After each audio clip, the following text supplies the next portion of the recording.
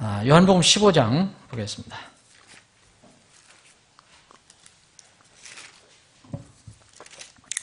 요한복음 15장 12절부터 우리 11절까지 지금 했죠. 15절까지 보겠습니다.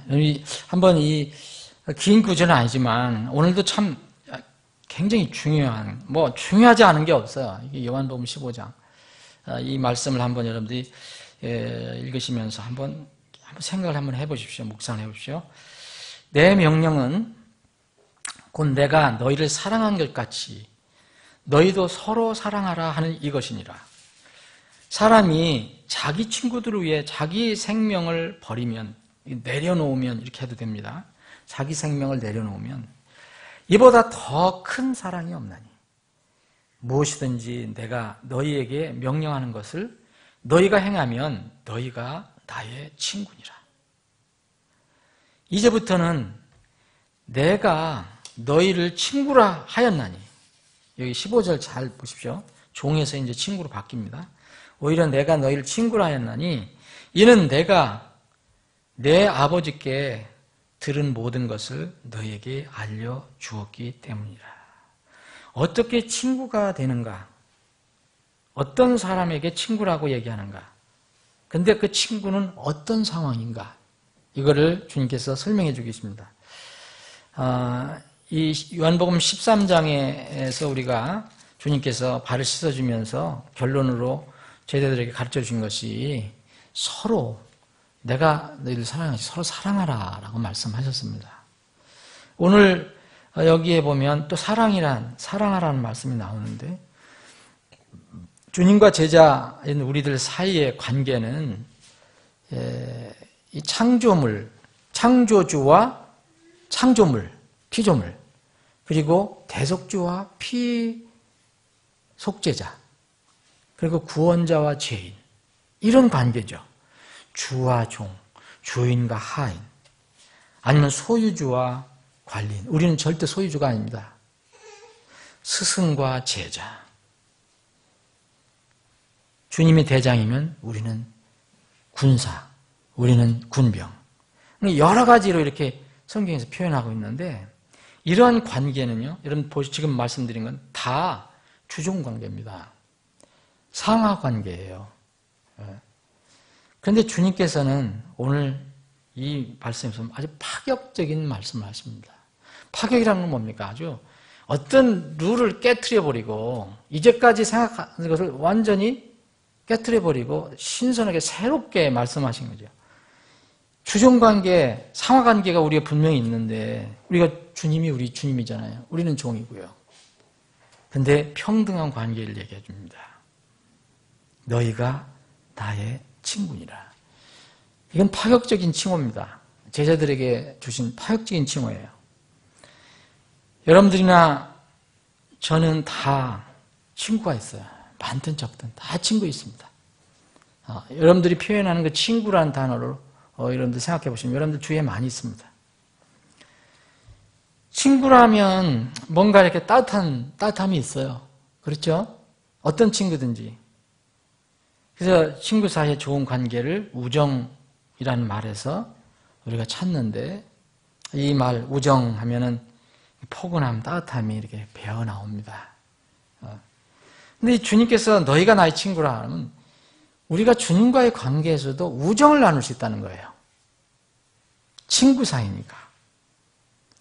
성경에 나오는 유명한 우정의 어떤 그런 관계로 여러분 어떤 두 사람을 떠올리라 하면 쉽게 떠올리는 사람 있죠. 다윗과 요나단. 요나단은 법적으로 왕권을 물려받을 수 있는 사울 왕의 아들입니다. 그런데 다윗은 이 사울 왕 대신 차기 왕으로 기름 부음은 받았지만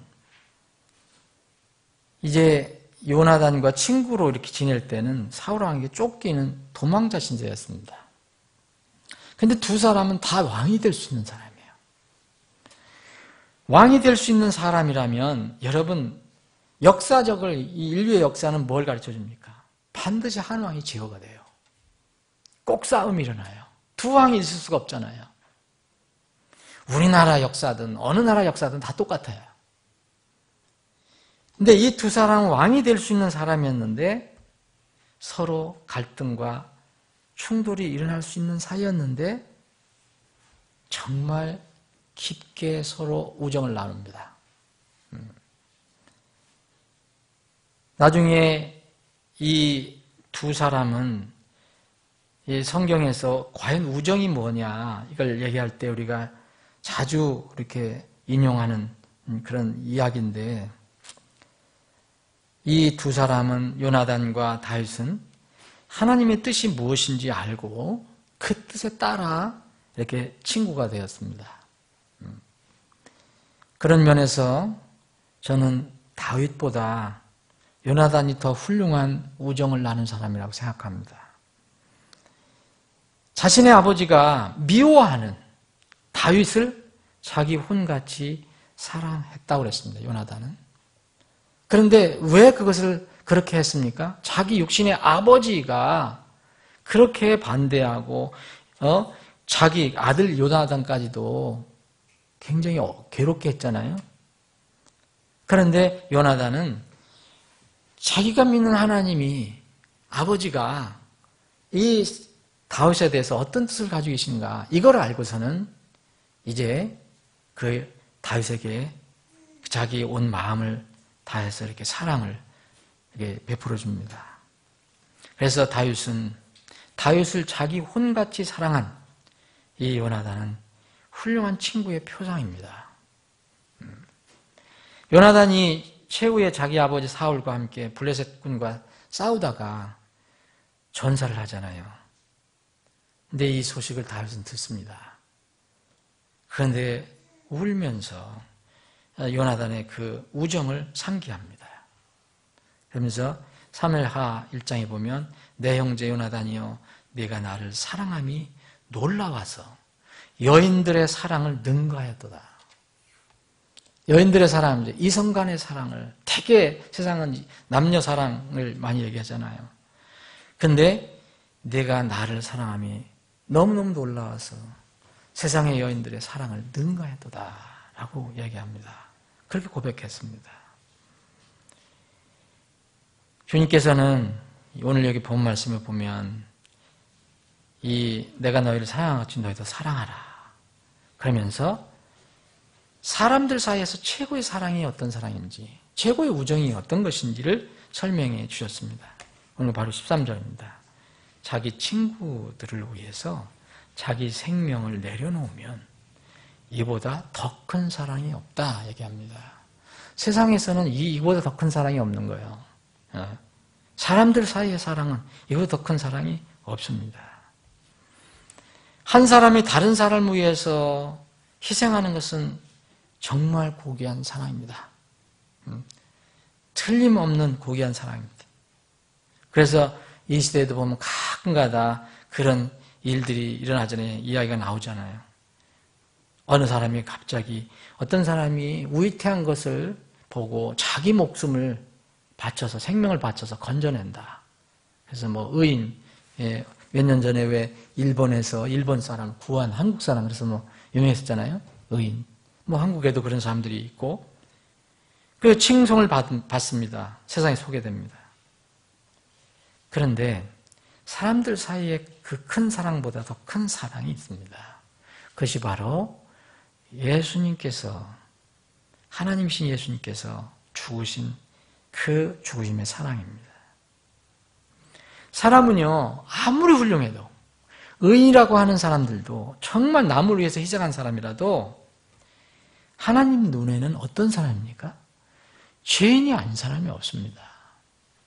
죄인은요 죽어야 할 운명을 가지고 있습니다. 아무리 훌륭한 사람이라도. 어떤 사람이 타인을 위해서 희생적으로 죽은 것도 만약 우리가 냉정하게 말한다면 그냥 시간을 좀 앞당겨서 미리 죽은 것입니다. 사람이라면 누구나 이해 없이 언제나 죄 때문에 죽어야 하기 때문입니다. 그러나 예수님은 죄가 없으신 분이에요. 죽으실 필요가 없으신 분이에요.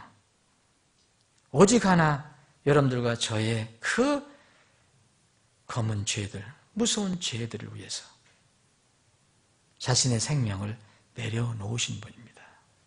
요한복음 10장 우리가 공부했습니다. 나는 양들을 위해 내 생명을 내려놓는다. 나는 내 양들을 위해서 내 생명을 버린다.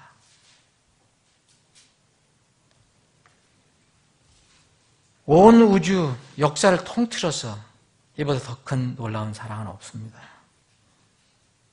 사랑 이야기를 많이 하지만 거기는 다 연약하고 허물이 있는 사람들 사이의 사랑입니다.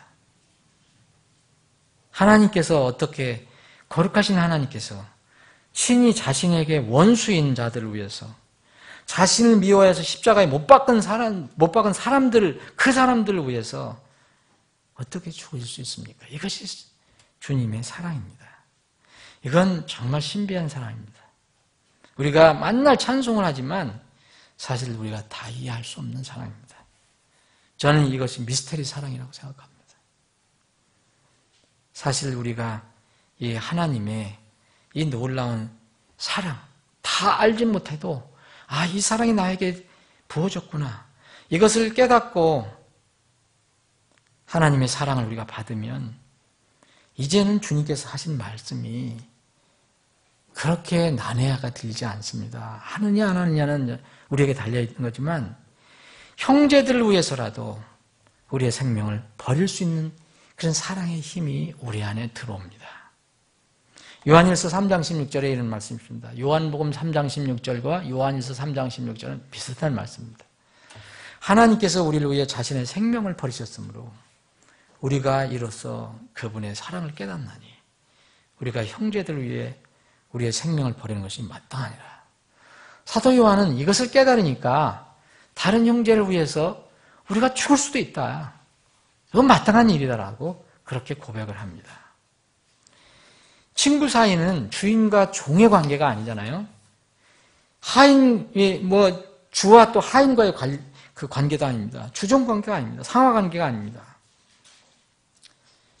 창조주 하나님과 피조물 우리 사이는 제가 보기에는 결코 친구라는 단어는 표현될 수 없는 겁니다. 그런데 감히 이 단어로 표현이 되었습니다. 주님께서 제자들을 자신의 친구라고 하셨습니다. 제자들이 주님께 주님 우리의 친구가 되어 주십시오 이렇게 한 것이 아닙니다. 주님께서 친히 제자들에게 너희는 종이 아니라 이제 내 친구다라고 말씀하셨습니다. 세상에서는 높은 권력이나 많은 재물 가지고 있는 사람, 또 이름이 알려진 유명한 사람 여기 있으면 여러분 친구라면 여러분들 언짢게 자랑하지 않겠어요? 네? 누구든지 자랑합니다.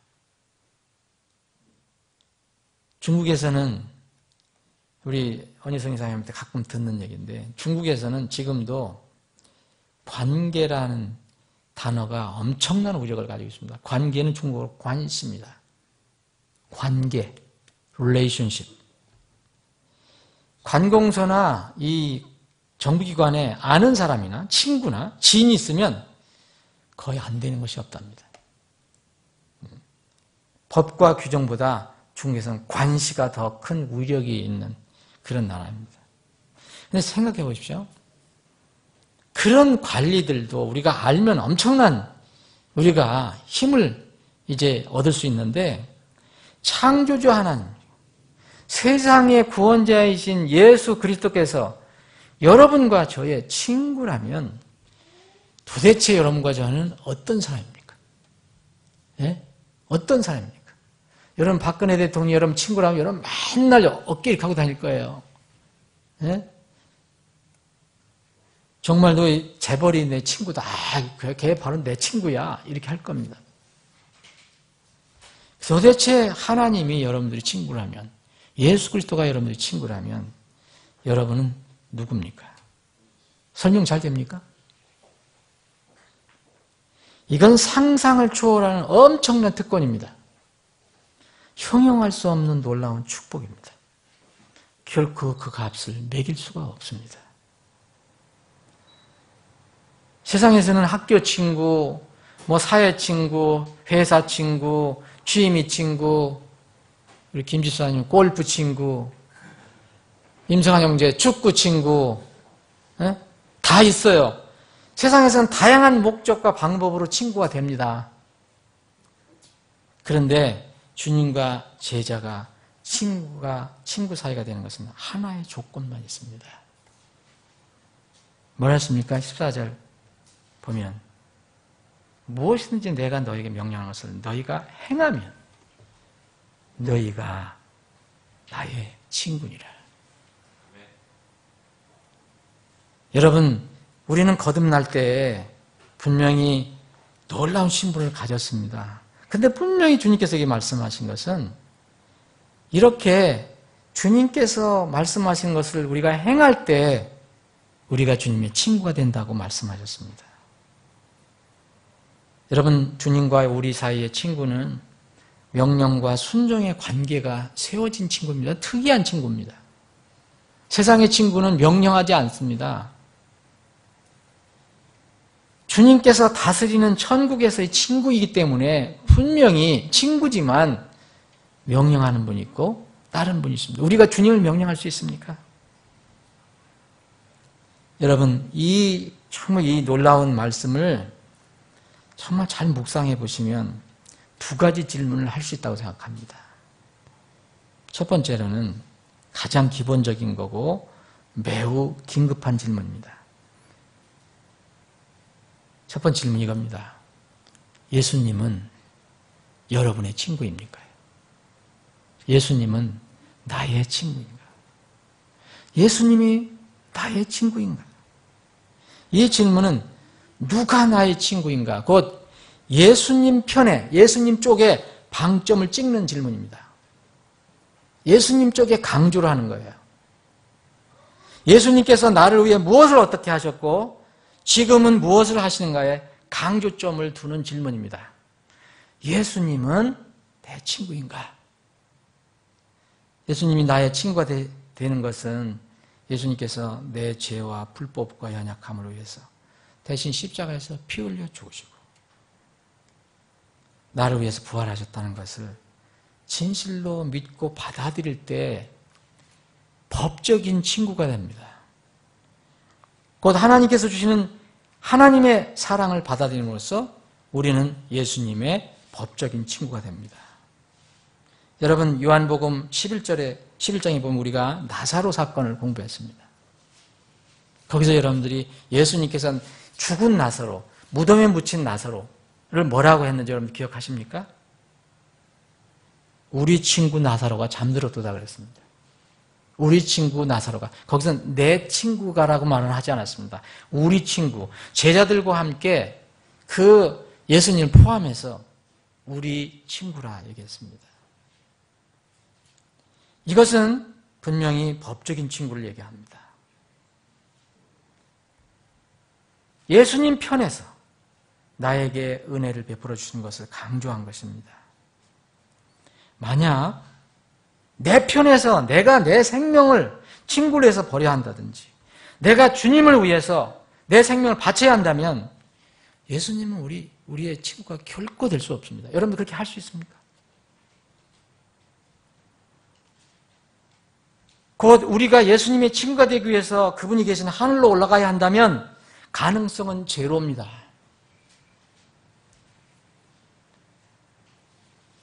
사람이 하나님께 이르기 위해서 탑을 쌓는 것은 애당초 불가능한 일입니다. 이것을 종교라고 하지 않습니까? 그것이 유일한 길이라면 우리는 다 포기해야 되고 다 절망해야 합니다. 하나님께서는 감사하게도 우리 죄인들의 형편을 아시고 친히 우리 죄인들을 친구로 삼기 위해서 하늘로 올라오라고 하신 대신 하늘에서 친히 우리 죄인들에게로 내려오셨습니다. 예수님을 나의 친구로 삼는 것은 하나님의 은혜로 단순한 믿음, 진정한 믿음으로만 가능한 것입니다. 그 믿음은 진실한 회개가 있어야 되고 진실한 받아들임이 있어야 돼. 그런 생명의 믿음이어야 합니다. 두 번째 질문이, 여러분들이 첫 번째 질문 해결됐으면 두 번째 질문은 오늘 질문입니다. 나는 예수님의 친구인가? 자, 첫 번째 질문은 예수님은 내 친구인가 합니다. 두 번째는 나는 예수님의 친구인가? 뭐 같은 말인 것 같지만 제가 강조점을 따로 두는 겁니다. 여기는 이 질문은 예수님 쪽에 둔 게 아니고요. 내 편에다가 방점을 찍는 겁니다. 강조점을 두는 겁니다. 그러므로 이 질문은 내가 하기에 따라서 그 답이 달라집니다. 이미 예수님 편에서는 모든 것이 끝났습니다. 이제 우리 쪽으로 공이 넘어왔습니다. 14절 다시 읽으면 무엇이든지 내가 너희에게 명령하는 것을 너희가 행하면 너희가 나의 친구니라.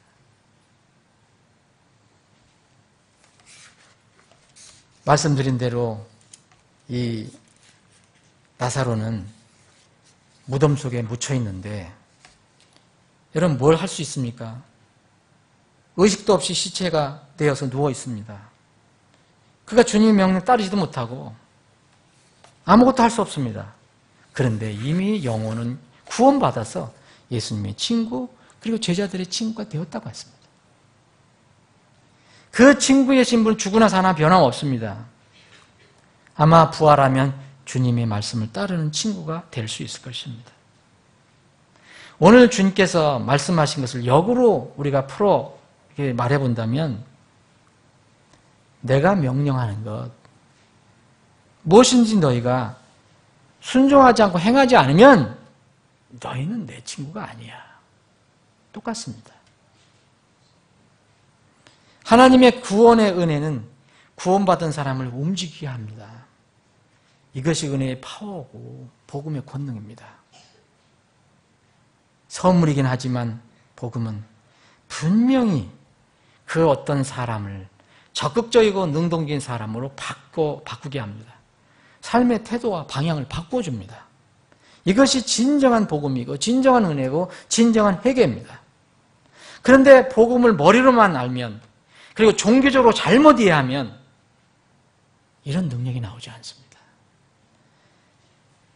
우리가 지식을 가지면요, 복음의 지식을 가지면, 전에 나 종교에 너무 괴롭힘을 당했어. 너무 속박에 매여 있었어. 그래서 지식만 알면은, 이거 다 벗어버리는 거야. 하고, 이제는 아무것도 하지 않는 것으로 생각합니다. 굉장히 위험한 것입니다. 거듭나면 이것도 안 하고, 저것도 할 필요도 없고, 그저 아무것도 하지 안 하고, 가만히 있는 것이 고차원의 신앙생활로 생각합니다. 굉장히 위험한 것입니다. 이런 사람은 구원을 받았는 자만 다시 확인해 봐야 합니다. 하나님의 말씀과 정면으로 배치되기 때문입니다. 이것은 이 사탄의 교묘한 속임수입니다. 왜 구원파에서 능력이 없다는 얘기가 나옵니까? 다 그렇지는 않지만 왜 그 사람들은 구원을 주장하고 복음을 주장하지만 왜 죄와 더불어 사는 사람들이 많습니까? 죄를 지어서도 왜 양심에 가책이 없는 사람들이 많습니까? 이 사람들은 그렇게 이해하는 사람들이 많기 때문에 그렇습니다.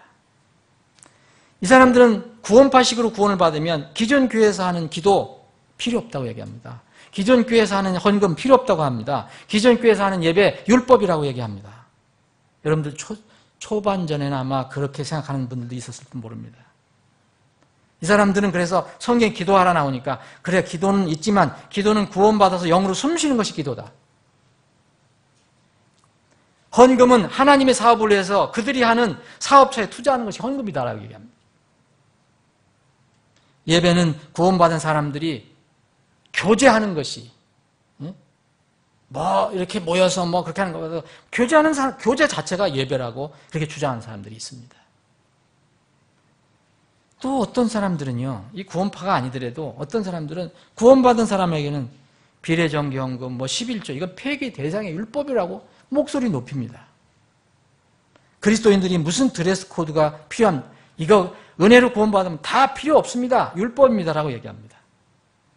어떤 옷을 입어도 은혜로 커버된다고 얘기합니다. 심지어는 침례, 만찬 이것도 율법이라고 하는 사람이 있습니다. 저는 그런 그룹을 알고 있었습니다.